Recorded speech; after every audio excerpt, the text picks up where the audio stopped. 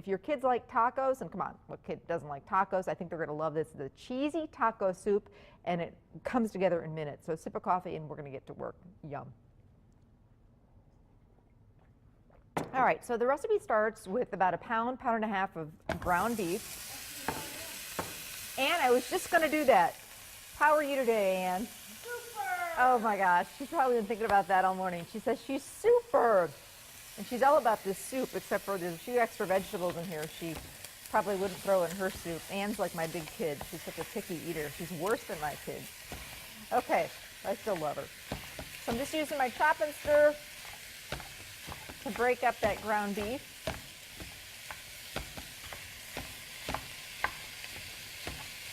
Throw some onion in here.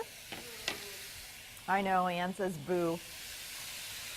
But you know, one of my tips is if you want to get that flavor of onion in there without the chunks, Ann doesn't do chunks. You could actually just take a raw onion and use a box grater or a microplane and, you know, grate a little of the onion in there. Then you'll get some great onion flavor. You'll be able to sneak that in there, and you won't have any pieces of onion. Onion powder also works great. I know Ann's a big fan of onion powder. She likes the onion flavor. She just doesn't like the chunks. She really is not going to like my green pepper that's going in here. Green pepper is optional in this recipe, though. You can certainly leave it out. I happen to love it, so I'm putting it in here. Red pepper would also be nice. This isn't heat. It's just going to add some great flavor. And most stock soups have, you know, some onions. We're going to throw some celery in here. And most soups, or a lot of soups, have carrot, but it doesn't really work in this recipe, so I'm not going to put carrot in here. Getting rid of all the seeds from my pepper. And I'm just going to dice this up a little bit.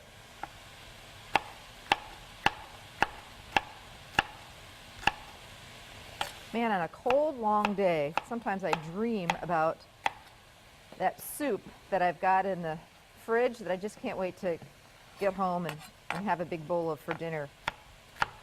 Nice big bowl of soup and crusty bread for dinner sometimes just really hits the spot, or a soup and sandwich. It's like a big hug after a long day. And this is a really big hug because it's got cheese in it, so I'm all about that. Just chop up the rest of my green pepper.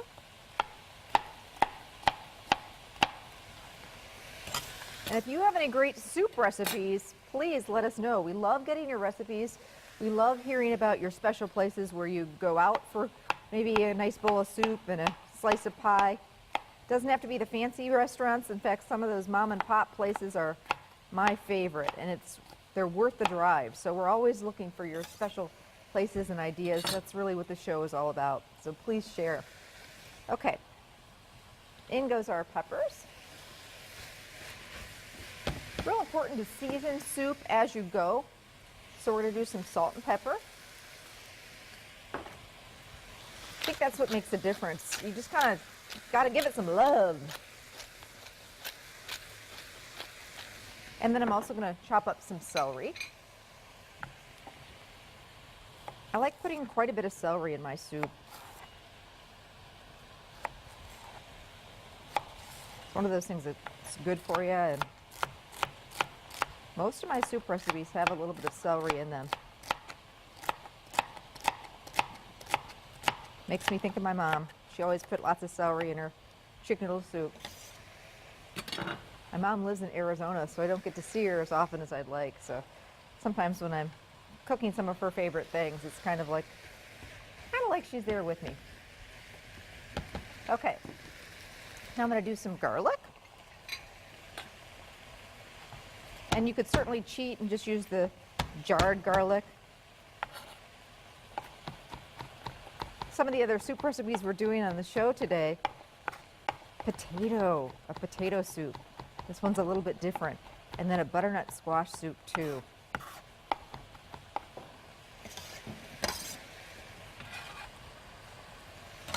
So some of those more restaurant soups you'd see out at a restaurant, we'll show you how you can make them at home.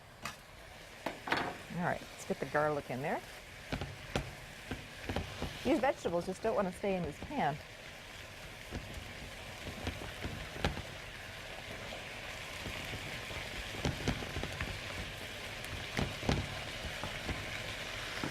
right, I'm going to start opening some cans.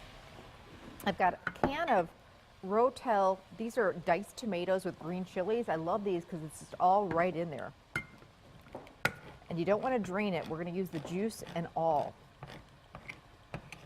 And then the in thing, very, very much on trend with soups when you go out to a restaurant is they don't just, you know, some of the nicer restaurants don't just serve a bowl of soup. They really take some time to garnish the top and serve it with some fun things to make that bowl of soup extra special, and that's why you're paying big bucks for it. I was at the American Club in Kohler recently, and I am a huge fan of their beer cheese soup. And people ask me for the recipe all the time. I've got variations of it, but they guard that. That's a big secret there, and I don't know how they get it so smooth or so rich. So I'll keep working on that one, but they just have revised the way they serve it. They used to serve it with just the croutons on top, homemade croutons, and they take the bread that they make throughout the resort and the old bread, and they turn it into the most wonderful croutons. Well, these days, they've just changed the way they serve it, and I like it even better.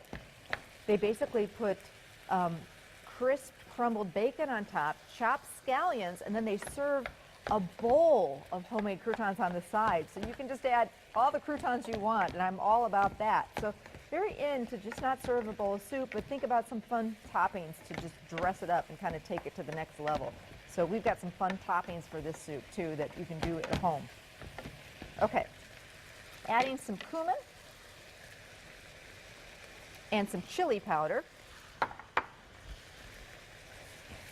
And I like to add this while I'm browning the beef and the vegetables instead of just dumping into the soup, because when you heat those spices, kind of, I don't know, well, I was going to say, I don't know if you can smell this at home. Wouldn't that be nice? But you could certainly smell it in the studio, and it just wakes up those spices rather than just dumping in your soup pot, is to get them going with the vegetables. Kind of toast them up and releases the flavor. Smells fantastic. Now here's where this soup starts to get fun. We're going to add a block of cream cheese. So this is a quick fix. It's going to be a rich, creamy, cheesy soup, but you don't have to mess with the roux, the flour and the butter and the milk and all that kind of stuff that you have to do for most cream soups. So this is one of the reasons that it's quick and easy to make. It's kind of a nice shortcut. Sometimes, yes, I've been making my own cream soups with the roux for years now, but it's hard to get into the habit of it, and it does take some time. So, you know, if you don't have time and you don't want to fuss with it, this is a quickie, kind of a shortcut. Add just a block of cream cheese. Now we're going to add in those diced tomatoes with the juice, chicken stock. I always keep in my pantry boxes of chicken and beef stock.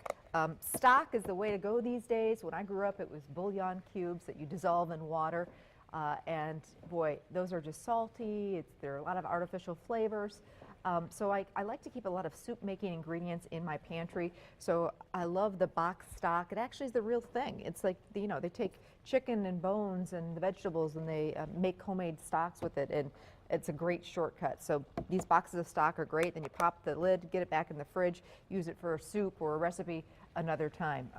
Also, I keep on hand for soup making cans of tomatoes, cans of beans.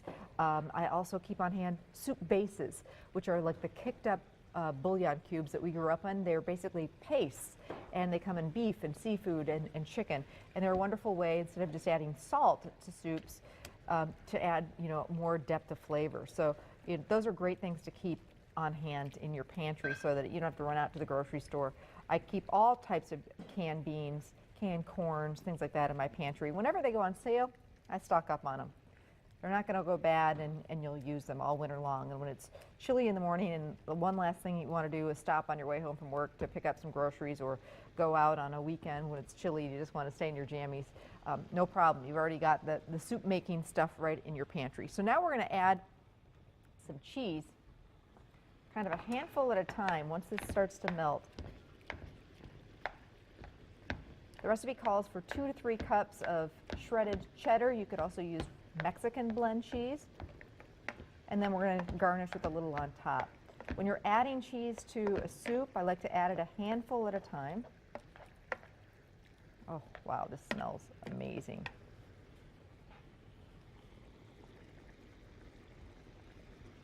just to kind of get it mixed in there. You don't want it separating on you. It's the big thing. So we'll keep adding. Doesn't it smell good? Anne's like, it does smell good, even though there's vegetables in there. Some heavy cream is also one of the things I'm going to add. We love, love, love our Lamer's heavy cream. Recipe calls for half of a cup. Best cream ever. See how this is getting to be creamy and cheesy and wonderful. We'll do the rest of the cheese, and then in just a minute when we come back, I'll show you how I'm going to serve this. Just some fun little toppings to put on top of this cheesy taco soup. This one is a winner. I mean, come on, how could it not be? And a real quick fix too.